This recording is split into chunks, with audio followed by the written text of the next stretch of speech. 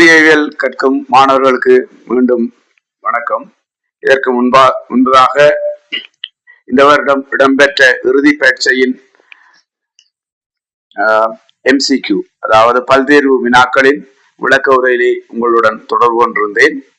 இப்பொழுது சென்ற வாரம் இடம்பெற்ற வடமாகாணத்திலே மாகாண கல்வி திணைக்களத்தினால் நடாத்தப்பட்ட 4ஆம் தவணை பரீட்சையின் பல்தேர்வு வினாக்கள் தொடர்பான விளக்க உரையை நாங்கள் ஆராய இருக்கின்றோம்.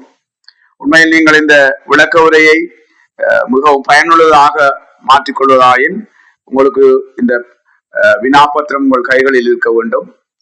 அவ்வாறு இல்லாதவர்கள் நான் இப்பொழுது என்னுடைய தொலைபேசி இலக்கத்தை வாட்ஸ்அப் இலக்கத்தை எழுதுகின்றேன்.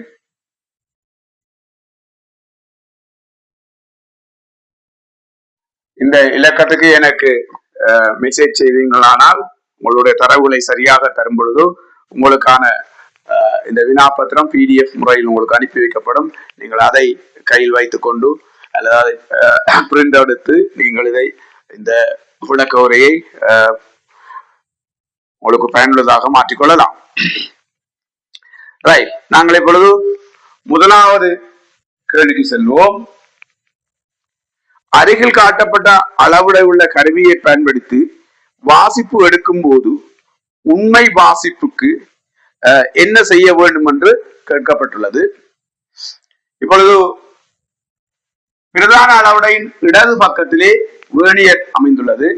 எங்களுக்கு பார்க்கும்போது செய்யும் 10 வேர்னியர் பிரிவு 9 பிரதான அளவுடை பிரிவுடன் பொருந்தியுள்ளது. ஆகவே 10 VSD சமன் 9 MSD. ஆகவே ஒரு VSD சமன் 9×10 MSD. இந்த பிரதான அளவுடைய பிரிவு 1 மில்லிமீட்டராக இருப்பதனால் ஒரு VSD 0.9 மில்லிமீட்டராக அமையும். எனவே இங்கே இருக்கின்ற இந்த பூச்சியவடு மறைப்பூச்சியவடு, மறைப்பூச்சியவடுவாக இருந்தாலும் சரி நேர்பூச்சியவடுவாக இருந்தாலும் சரி வாசிப்பிலிருந்து கழித்தல் வேண்டும். கழிக்கும் போது மறைப்பூச்சியோட மறைப்பரிமாணத்தை அடைகின்றபடியினால் அது மைனஸ் இன்டு மைனஸ் ஆக கூட்டப்படும். இதுதான் அடிப்படை விதி. பூச்சிய வலுவுக்கான பூச்சிய வலு சமன் N M into MSD minus NV into VSD. அதாவது இங்கே பொருந்துகின்ற பிரதான அளவுடைய பிரிவுகளின் எண்ணிக்கையை பிரதான அளவுடைய பிரிவால் பெருக்கி வேர்னியர் அளவுடைய பிரிவின் எண்ணிக்கையை வேர்னியர் அளவுடையால் பெருக்கி கழிக்கும் போது பூச்சியவடு கிடைக்கும். அந்த வகையில் இங்கே நீங்கள் அவதானித்தீர்களானால் பிரதான அளவுடைய 1, 2, 3, 4, 5வது பிரிவு வேர்னியரின் 6வது பிரிவுடன் பொருந்துகின்றது. 5 சய வேர்னியரின் 6வது பொருந்துகின்றது. 6 வேர்னியரின் 0.9. எனவே 0.4 மில்லிமீட்டர். எனவே 0.4 மில்லிமீட்டரை வாசிப்புடன் கூட்ட வேண்டும் என்கின்ற இரண்டாவது விடை சரியான விடை.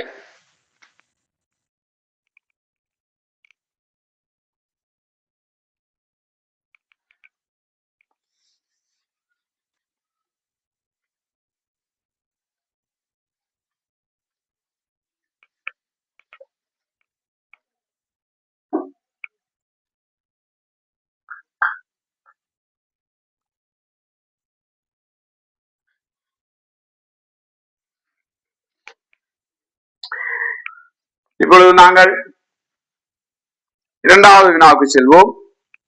இரண்டாவது வினா, பின்வரும் அலைகளில் நெட்டாங்கு அலை தொகுதி எது? முதலாவது விடையிலே லேசர் ஒளி, வானொலி அலை. இந்த மூன்றிலும் லேசர் ஒளி நெட்டாங்கு அலை அல்ல, அது குறுக்கலை. ஒளி நெட்டாங்கு அலை. வானொலி அலை நாங்கள் பெரும்பாலானவர்கள் நினைத்துக் கொண்டிருக்கின்றோம் அது ஒரு நெட்டாங்கு அலை என்று. உண்மையில் அப்படி அல்ல. வானொலி அலை ஒரு மின்காந்த அலை. எனவே வானொலி அலையும் நெட்டாங்கு அலையாக இருக்க முடியாது. ஆகவே இந்த விடையாக அமைய முடியாது. இரண்டாவது, முதன்மை அலைகள் பிஎல்ஐ. பிஎல்ஐ ஒரு நெட்டாங்கலை. லேசர் ஒளி வராது என்று தெரிந்துவிட்டது. களியொலியும் ஒரு நெட்டாங்கலை. ஆனால் இங்கே லேசர் ஒளி இருப்பதனால் இரண்டாவது விடையும் அமையாது. மூன்றாவது துணை அலைகள், எஸ் அலைகள், களியொலி. துணை அலைகள் குறுக்கலைகள், களியொலி நெட்டாங்கு அலை, ஒலியும் நெட்டாங்கு அலை. இங்கே துணை அலைகள் குறுக்கலைகளாக இருப்பதால் மூன்றாவது விடையும் அமையாது. நான்காவது எக்ஸ் கதிர் ஒரு ஒளி, ஆகவே அது நெட்டாங்கலையாக அமையாது. முதன்மை அலைகள் நெட்டாங்கலை, ஒலியும் நெட்டாங்கலை. இங்கே ஒரு குறுக்கலை இருப்பதனால் நான்காவது விடையும் அமையாது. ஐந்தாவது தொகுதி முதன்மை அலைகள், அது நெட்டாங்கலை, களியொலி அதுவும் நெட்டாங்கலை, ஒலி அதுவும் நெட்டாங்கலை. எனவே இரண்டாவது வினாவுக்கு ஐந்தாவது விடை.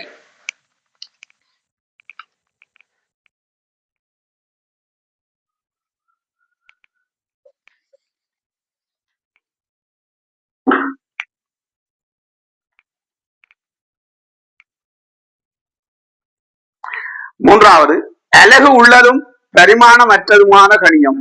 முதலாவது கோணவேகம்.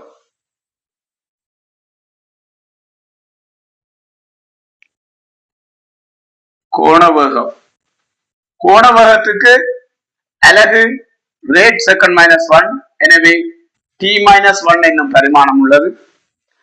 இரண்டாவது கோண ஆர்முடுகள் ரேட் செகண்ட் -2, எனவே t-2 என்னும் பரிமாணம் உள்ளது. மூன்றாவது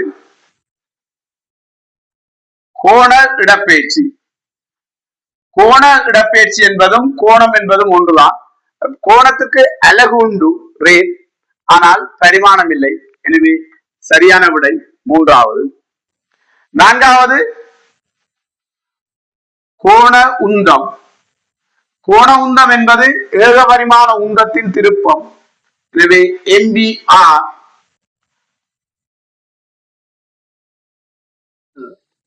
MLT-1 into L. எனவே ML² T-1 என கோண உந்தத்தின் பரிமாணம் அமையும். அடுத்ததாக விசையின் பரிமாணம் எல்லா மாணவர்களும் மனனம் செய்திருக்க வேண்டும். என்றால் அந்த விசையிலிருந்து நாங்கள் எந்த ஒரு கணியத்துக்குமான பரிமாணத்துக்கு செல்லலாம். MLT-2 என்பதை மனனம் செய்திருக்க வேண்டும். எனவே அலகுண்டு பரிமாணம் இல்லாத விடை மூன்றாவது கோண இடப்பெயர்ச்சி.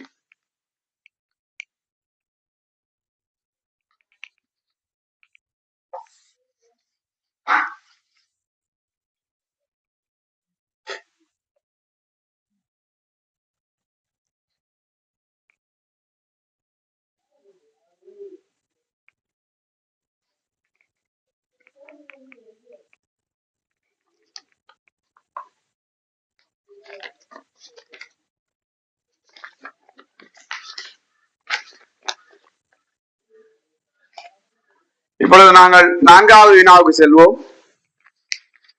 1000 கிலோகிராம் திணிவுடைய வாகனம் ஒன்று நிலைத்த தடையொன்றில் மோதி ஓய்வடைகிறது.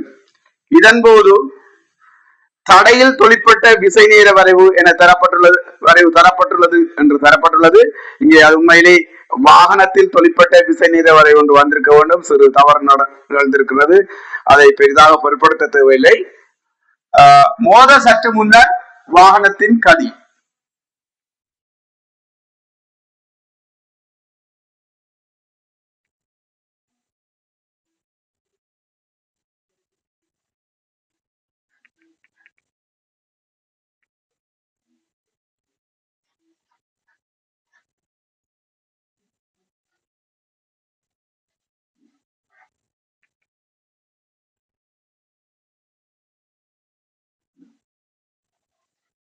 எங்களுக்கு தெரியும் F சமன் டெல்டா MB என்கிற T.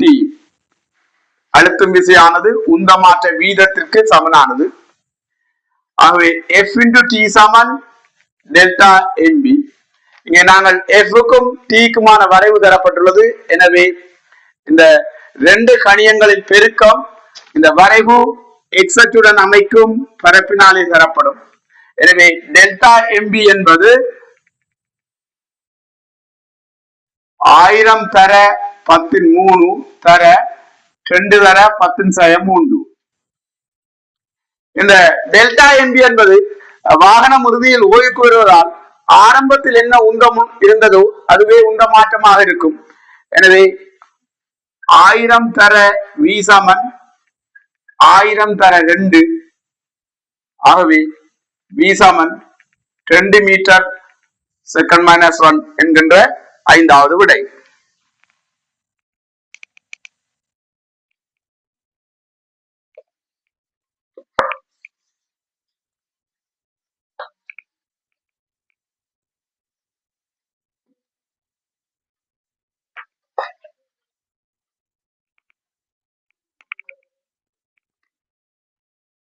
இப்பொழுது நாங்கள் 5வது வினாவுக்கு செல்வோம். 8 சென்டிமீட்டர் உயரமும் 3 கிலோகிராம் திரவமுள்ள திண்ம உருளை நீரில் 6 சென்டிமீட்டர் அமிழ்ந்து அச்சு நிலைக்குத்தாக இருக்க மிதந்தது. என்ன இழிவு திரிவை வைக்கும் போது உருளை மட்டுமட்டாக அமிழும்?